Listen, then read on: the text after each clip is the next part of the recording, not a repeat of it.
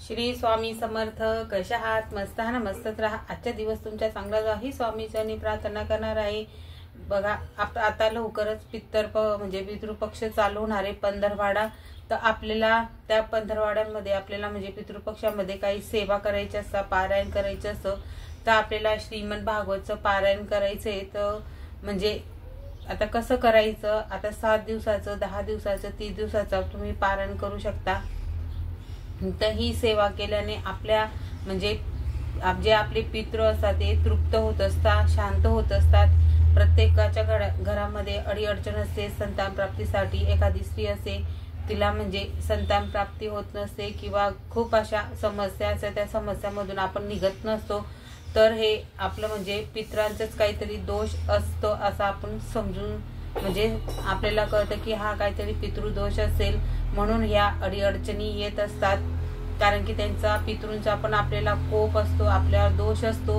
तर ते पितरांचं दोष निवारण करण्यासाठी आपल्याला म्हणजे काही सेवा करून घ्यायच्या. ही सेवा केल्याने तुमच्या घरातील जे पितृदोष असतील, नाराज असतील, त्यांना तृप्त करायचे. तर आपल्याला विष्णू भगवानाची अशीच एक सेवा करायची, म्हणजे पारायण करायचे. आपल्याला श्रीमद भागवत कथेचं म्हणजे पुस्तक आहे, 700 श्लोकी पण आहे, 1000 श्लोकी पुस्तक पण आहे, ग्रंथ आहेत ते. तर आपल्याला त्यांचं पारायण करायचे. तर ते हे पारायण केल्याने आपल्या घरातील जी काही अडीअडचणी समस्या असतील, म्हणजे खूप दिवसापासून एखादी अडचण असेल, समस्या असेल, तिचं निवारण होत नसेल, तर ते पितृदोष असू शकतो. किंवा एखादा मुलगा सतत आजारी असतो, एखादा माणूस म्हणा, मुलगा म्हणा, घरातील कोणतीही व्यक्ती खूप आजारी असते, खूप दवाखाना, औषधं, मेडिकल करून सुद्धा तो दुरुस्त होत नसतो, त्याची तब्येत ठणठणीत होत नसते. किंवा एखादी मुलगा खूप शिक्षण करतो पण त्याला नोकरी जॉब मिळत नसते, हे पण पितृदोषाचं एक लक्षण असतो. तर म्हणजे अशा बऱ्याच समस्या आपल्या जीवनात असतात की त्या निवारण होत नसतात. आता आपण एखादा मुलगा असतो, त्याला खूप शिक्षण देतो पण त्याला जॉब वगैरे लागत नसतं. आपण म्हणतो अरे हा तर मुलगा खूप शिकलाय पण याला काही जॉब वगैरे अजून लागला नाहीये. एखादा म्हणजे मुलगी असते, मुलगा असतं, त्यांचं लग्न जमत नसतं, त्यांचं वय म्हणजे वय खूप होऊन जातो. खूप पाहुणे येतात जाता, बघून जाता, खाऊन पिऊन जाता, पण त्यांचं लग्न मुलगा असो का मुलगी असो त्यांचं लवकर जमत नसतो. एखाद्याचं पटकन जमून जातो. तर हे पितृचे लक्षण असतात, पितृदोष असतो आपल्याला तो. तर हे निवारण्यासाठी आपल्याला काही म्हणजे सेवा करायची आहे, पारायण करायचे. तर आपल्याला सुलभ भागवत ग्रंथ आहे, त्याचं पारायण करायचंय. तर ते तुम्ही म्हणजे ग्रंथ विकत घेऊ शकता. तुम्ही 7 दिवसाचं पारायण करू शकता, 30 दिवसाचं पारायण करू शकतात, 10 दिवसाचं पण पारायण तुम्ही करू शकतात. तुम्हाला जमेल त्यावेळी तुम्ही हे पारायण करू शकतात. स्कंद असता, पहिल्या दिवशी किती स्कंद वाचायचे, दुसऱ्या दिवशी किती स्कंद, पहिल्या दिवशी 7 असे स्कंद असतात. हे आपल्याला संपूर्ण म्हणजे 7 दिवसाचं पारायण करायचं असेल तर 10 दिवसाचं पण 6 अध्याय, 6 अध्यायाप्रमाणे 10 दिवसात संपूर्ण पारायण 6 अध्याय घ्यायचे, 6 तर आपलं पूर्ण पारायण होतो.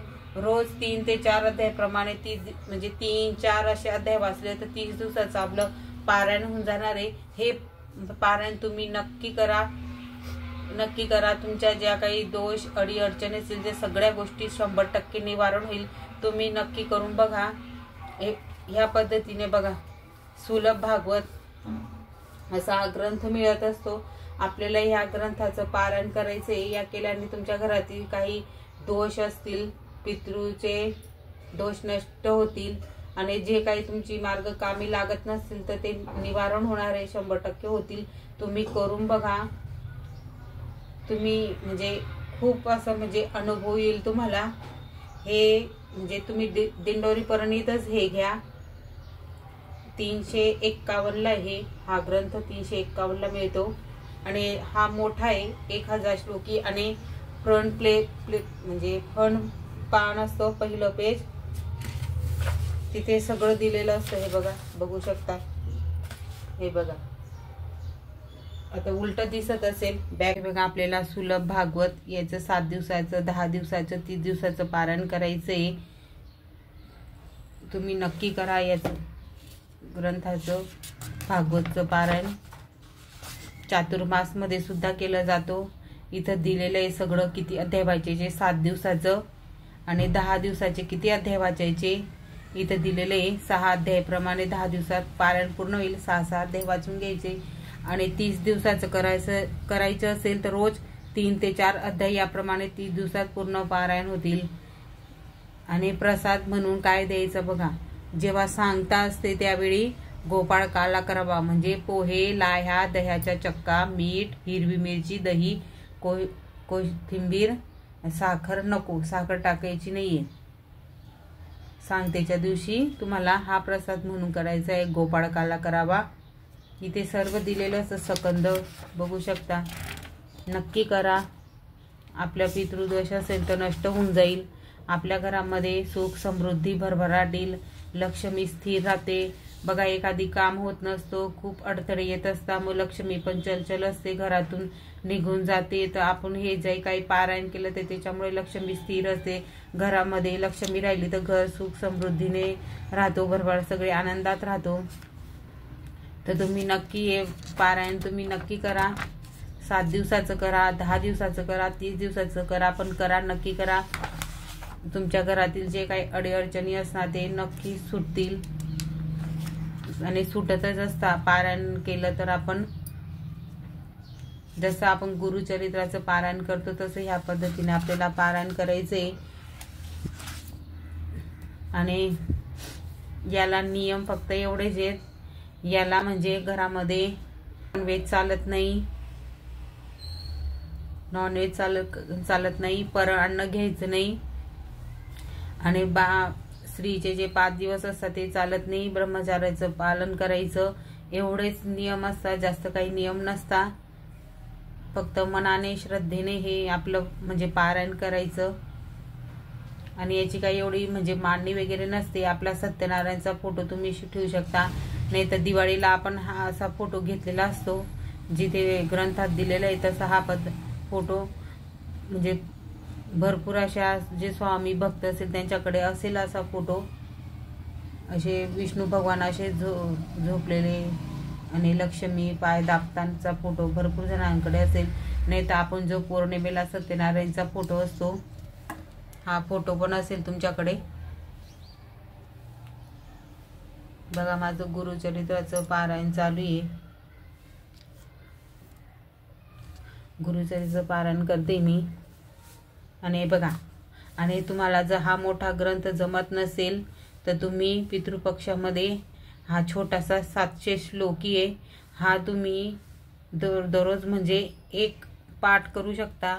जसं आपण स्वामी चरित्र असतो पूर्ण हे पाठ करतो त्याच पद्धतीने आपल्याला एक पाठ करायचा. याच्यात 14 अध्याय आहेत. तर तुम्ही रोज 14 अध्याय करायचे. संकल्प करायचा आहे की तुम्हाला म्हणजे किती दिवसाचं करायचे, 5, 7 म्हणजे पूर्ण 30 दिवस पण केलं तरी चालणार आहे. तुम्ही 11, 51 असे म्हणजे पाठ करू शकतात. याच्या छोटंसं आहे संक्षिप्त भागवत आहे, याचं पण तुम्ही पारायण करू शकता. नाही तर याचं 7 दिवसाचं, 30 दिवसाचं, 10 दिवसाचं पारायण करू शकता. तुम्ही कोणतंही केलं फळ एकच आहे. फक्त हे मोठं आहे, हे आपलं गुरुचरित्र सारखं आणि संक्षिप्त मध्ये पण येतं. नाही संक्षिप्त श्रीमंत भागवत, याचं पण तुम्ही हे छोटं आहे, याचं रोज एक पाठ करा तुम्ही. आणि संकल्पयुक्त करायचंय की तुम्ही 5 जसं आपण सत्यनारायणचे बघा पाठ करतो 5, 7, 11, 21 जशी आपल्याकडे समस्या असेल त्याप्रमाणे तुम्ही करा.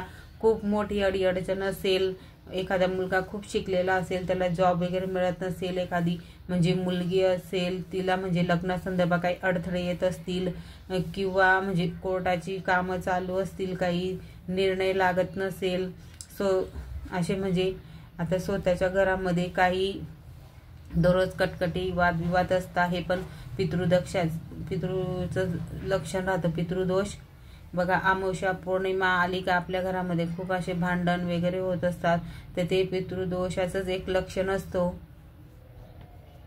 अमावस्या पौर्णिमेला जास्त घरामध्ये कलह वगैरे असेल तर आपल्या घरात शांतता राखण्यासाठी, सुख समृद्धीने भरभराट येण्यासाठी तुम्ही नक्की हे याचं म्हणजे पारायण तुम्ही नक्की करा.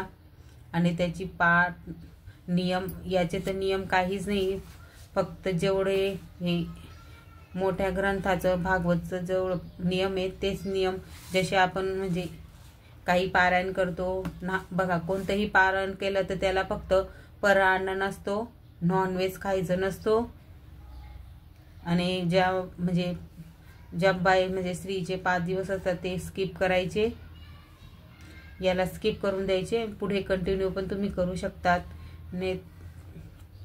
करू शकता. एवढे 2-3 नियम आहेत, जास्त काही नियम नाही आहेत, पण तुम्ही नक्की करा.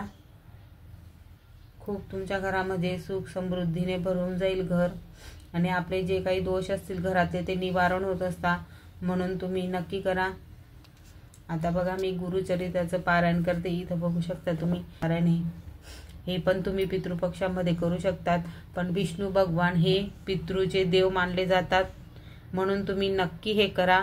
आणि तुमच्याकडून गुरुचरित्राचं पारायण होत असेल पितृपक्षामध्ये ते पण तुम्ही नक्की करा. नवनाथांचं पारायण आहे ते पण तुम्ही करू शकतात. आता नवनाथांचं पण एक ग्रंथ मिळतो, त्याचं पण तुम्ही करू शकता. पितृपक्षामध्ये आपल्याला म्हणजे पारायण करा तुम्ही, याचे पण 11-21 करा. फक्त 14 अध्याय आहेत, छोटे छोटे, जास्त काही मोठे नाही, संचित मध्ये. आणि सुरुवात करताना कोणती सेवा करायची इथे दिलेलं असतं. दिंडोरी प्रणितच तुम्ही ग्रंथ घ्यायचा आहे, दुसरा घेऊ नका, कारण की हे शॉर्टकट मध्ये असतात आणि याला पण 1-2 तास लागून जाते याला वाचायला. ज्याचा स्पीड जास्त असेल तर त्याला. आता बघा, वाचण्या अगोदर कोणती सेवा करायची, आपलं श्री स्वामींचं स्तवन करायचं, हे बघा इथं दिले. आणि गणपती अथर्व शीर्ष